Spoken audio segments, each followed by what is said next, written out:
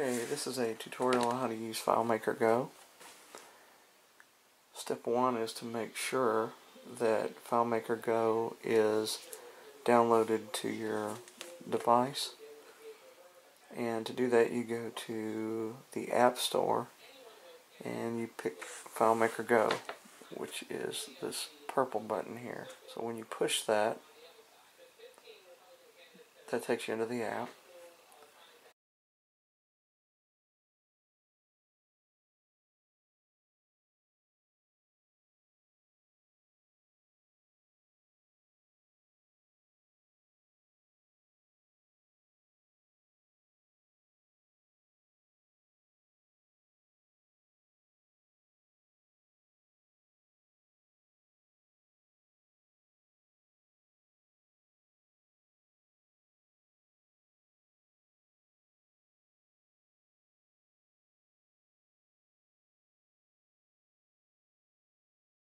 Okay, we are going to look at opening a file.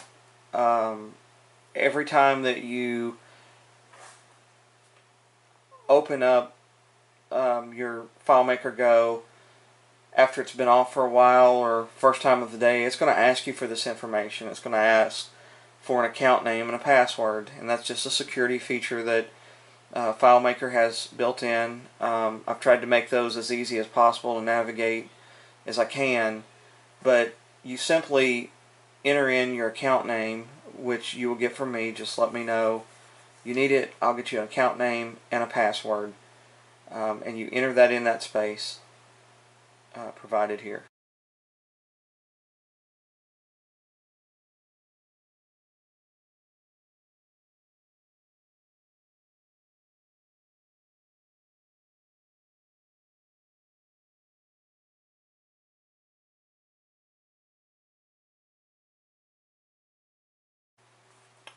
Okay, now we're going to look at the Launch Center for FileMaker, and this is pulled up on an iPad. The Launch Center is kind of the control center. It's going to pull up all the apps or solutions, and it's going to give you three options at the bottom. You have a recent here, you have a device above my finger here, and you have a host, the one that looks like a little 55-gallon drum. Now, when you first pull up the launch screen, initially it's going to look something like this. It's going to have an asset, a contact manager, and invoices. These are all what's called starter solutions, and there's no information in those. So when you first pull up FileMaker, you're going to see this on your device tab, and your recent tab is going to have nothing on it because you've never used it before. So what you want to do is go to hosts. When you go to host, for the first time you'll have to set that up, and we talked about that earlier. So now that once you do get that set up, then the solutions that are on the host are going to show up on here, and the first time you turn it on, everything's going to be a purple folder like these. Once they're opened the first time, they'll turn into the icon that we have placed for them. So most people won't even have this many icons. You'll just have maybe 1, 2, 3 solutions at most that will be working with. So that is the Launch Center and overview of the Launch Center. Okay, we're going to go over how to go back to the Launch Center from inside an app. We just looked at how to pull up the Launch Center pretty easily. It just pops up whenever you open the app. But now we're going to look at how do you get back to the Launch Center from a solution that's opened. So in this case we have the Cure and Place solution, and we want to switch solutions and look at the LFUCG work order solution. So to do that, we just go to the file icon at the total top of the page, right under where it says iPad, where my finger is here, and you click on that, and that gives you the option to do certain actions. So here we just want to go to Launch Center, and that will take you back to your recent Launch Center, the recent launch Center. Now, if you have saved a spreadsheet or a PDF or something, which we'll go over that later, then that will be under your device. But for most cases, you'll just need to go back to the recent, and then to open up the pre-measure solution again, you just hit that. Now, say that for one reason or the other, we're going to work with two solutions at once. We need to get a work order number off of one and find a map off the other, or for whatever reason we need to. We also have the option of seeing everything that's open by clicking this little arrow right beside where it says Leak Mac Mini Local. Click that and it'll show you the open solutions. So right now we just have the one solution open, and you can go to Done, and to go back to Launch Center, you just click Launch Center.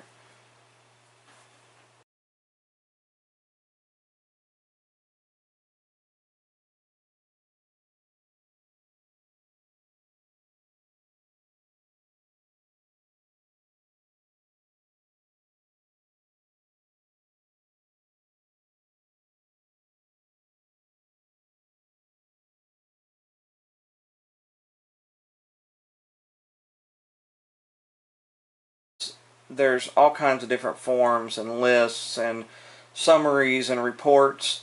Some of them are going to be more important to other people than others. Some of them, some guys may never ever use. But each individual file is called a layout. So for the iPads, we have made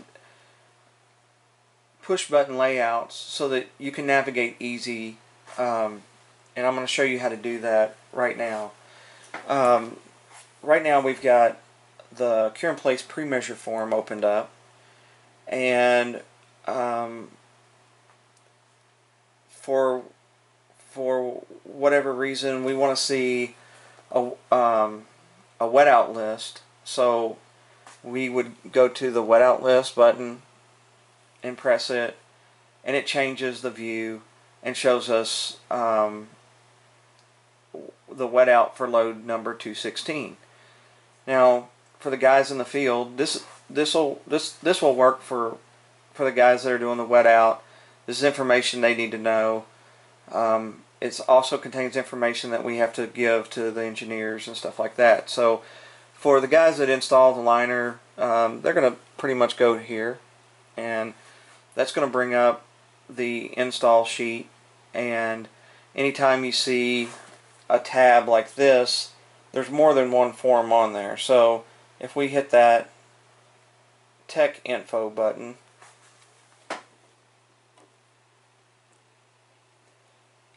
it's going to bring up different stuff, you know, that they need to know, their pressures, cook times, and all that kind of jazz is going to come up. And then you know, for